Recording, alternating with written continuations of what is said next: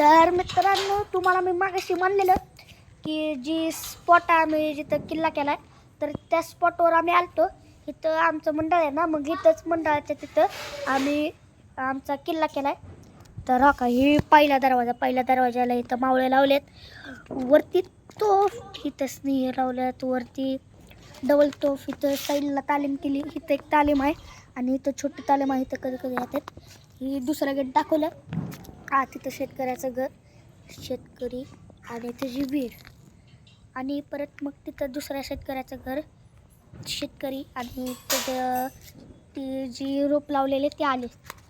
तर आणि सगळ्यात मेन आमचा इथं किल्ला, इथं मावळे ही ती आणि मग वरती महाराज.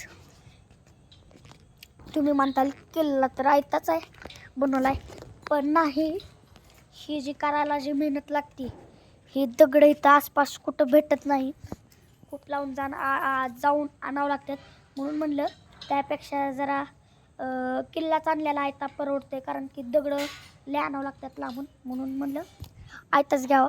पण ही पण करायला विटाचं ही सगळं ही पण करायला लय मेहनत लागते. तर चला आता सगळ्यांना विचारू कसं काय. उपाध्यक्ष सांगा कसं काय. 10 पैकी 10. अध्यक्ष 10 पैकी 10. आणि मी करे अध्यक्ष, माझे पण 10 पैकी 10. तर आजचा ब्लॉग इथं संपते. बाय.